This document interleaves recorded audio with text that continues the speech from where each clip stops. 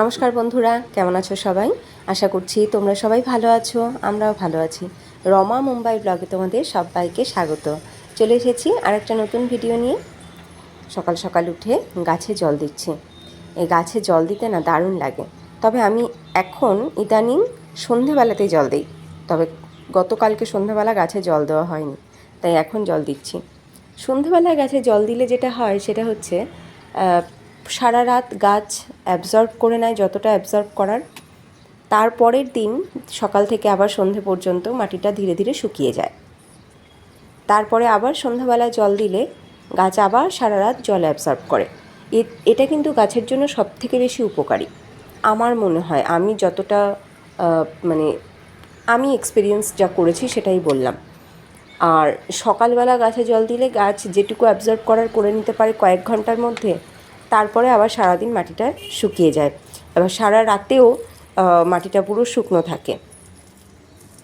পরের দিন সকালবেলা গিয়ে জল দেওয়া হয়। তো আমার মনে হয় এটার থেকে বেটার হয় যদি সন্ধ্যাবেলা জল দেওয়া যায়। তো আমি ইদানিংকালে সন্ধ্যাবেলাতেই জল দিই। তো গতকালকে দিইনি বলে আজকে সকাল সকাল উঠে গাছে জল দিচ্ছি।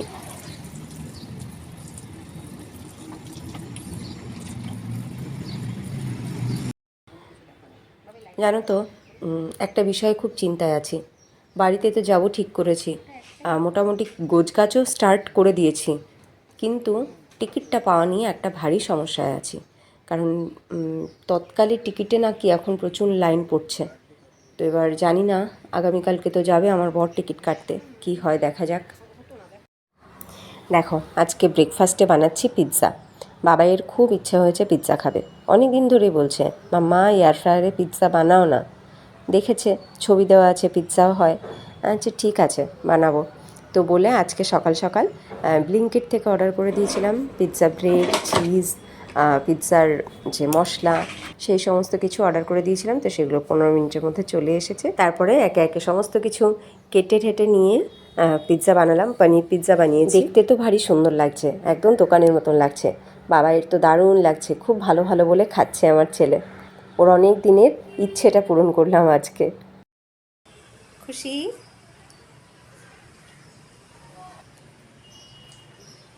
এয়ার ফ্রায়ারে 10 মিনিট করে লাগছে। তো আরও একটা বসিয়েছিলাম, এই যে হয়ে গেছে। এইবার আমি খেয়ে দেখি কেমন হয়েছে।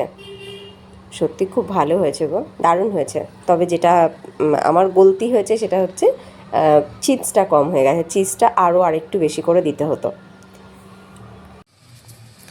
আমরা কলকাতা গেলে গাছগুলোর যে কী হবে সেই চিন্তায় চিন্তায় আমি তো অস্থির হয়ে যাচ্ছিলাম।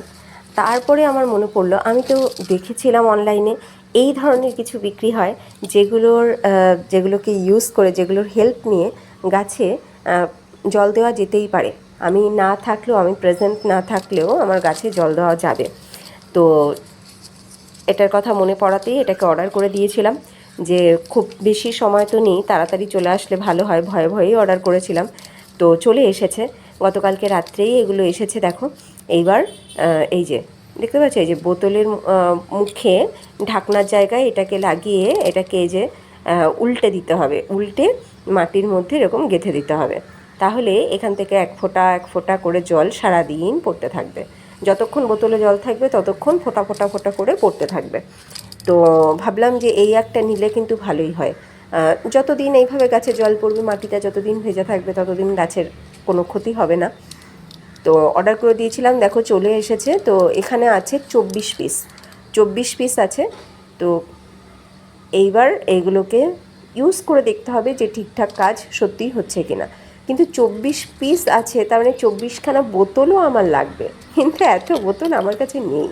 আমাকে এখন এই বোতলও জোগাড় করতে হবে। দেখি আমার পড়োশিদের কাছে জিজ্ঞাসা করে বোতল পাই কিনা। এই যে বোতলের মুখটাতে মানে ঢাকনাটা সরিয়ে এইটাকে লাগাতে হবে, ঠিক ঢাকনার মতনই।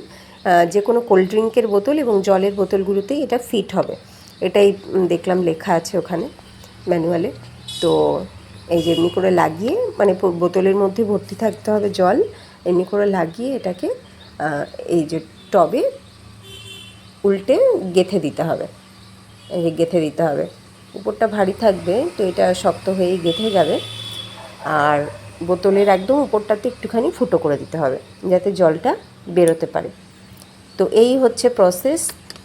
এখন দেখা যাক, আমি এতগুলো বোতল আগে জোগাড় করি, আর সত্যি সত্যি এগুলো ঠিকঠাক মতন কাজ করে কি না সেটাই দেখার। আমাদের অ্যাবসেন্সে আমার গাছ জল পায় কি না, আমার গাছের কোনো অসুবিধা হয় কি না সেইটাই দেখার।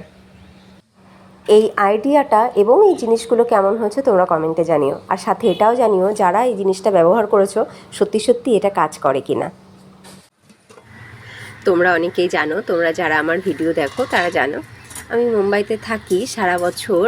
আমি কিন্তু হাতে শাঁখা পরি না, আমি হাতে পলা এবং নোয়া আর চুড়ি এই পরে থাকি। তো দুর্গা পুজোর সময় মানে মাতৃপক্ষ পড়ে গেলে তখন গিয়ে শাঁখা পরি, এবং লক্ষ্মী পুজো পর্যন্ত আমি শাঁখা পরে থাকি। তো বছরে ওই কটা দিনই আমি কিন্তু শাঁখা কন্টিনিউয়াসলি পরি, আর তা নয়তো কন্টিনিউয়াসলি কখনো শাঁখা পরি না। পুজো পার্বণে অবশ্যই পরি। তো বাড়িতে যাব, এখন দেখো আমি কিন্তু শাঁখা পরে নিয়েছি। আসলে আমার শাশুড়ি মায়ের অত রেস্ট্রিকশান নেই, শাশুড়ি মায়ের জন্য আমি পড়িনি, আমার মায়ের জন্য পড়েছি।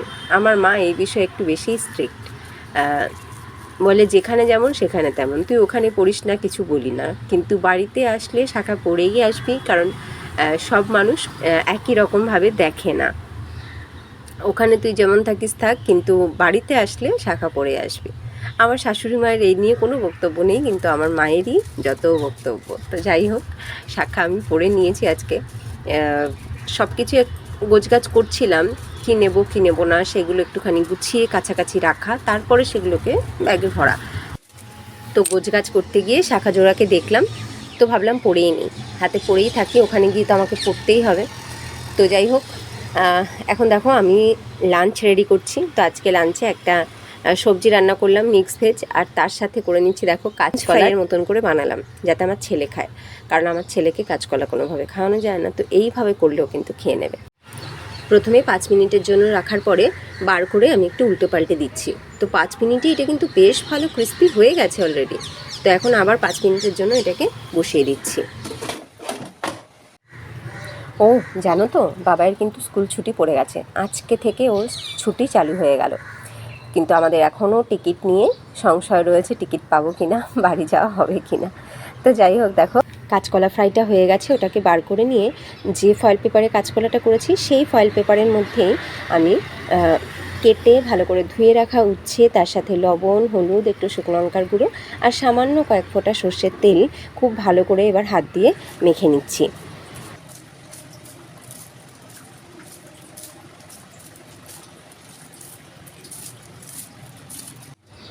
এয়ার ফ্রায়ারটা গরমই ছিল, এটাকে বার করে নিলাম। এইবার ফয়েল পেপারটা ধরে এর উপরে বসিয়ে দিচ্ছি।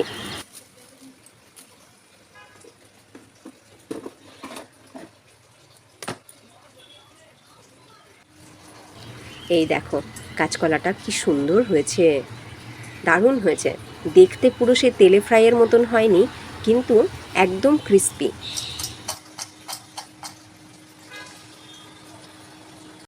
এদিকে উচ্ছে ভাজাটা হয়ে গেছে, এইবার সেটাকে নামিয়ে নিচ্ছি, মানে বার করে নিলাম। এই দেখো, আমি উচ্ছে কড়াইতে ভাজলেও একটু কড়মড়ো করে ভাজি, একটু ক্রিস্পি করে ভাজি যাতে তেঁতুটা কম লাগে। তো এটাও কিন্তু একটু ক্রিস্পি করে ভেজেছি। এই দেখো, তেল ছাড়াও এত সুন্দর উচ্ছে ভাজা হবে এটা তো কখনো স্বপ্নেও কল্পনা করিনি। এইবার আমরা মা ছেলেতে লাঞ্চ করতে বসছি।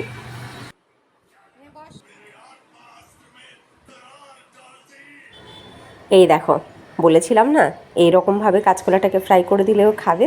দেখো প্রথমে কাঁচকলাটাকেই মুখে দিয়েছে।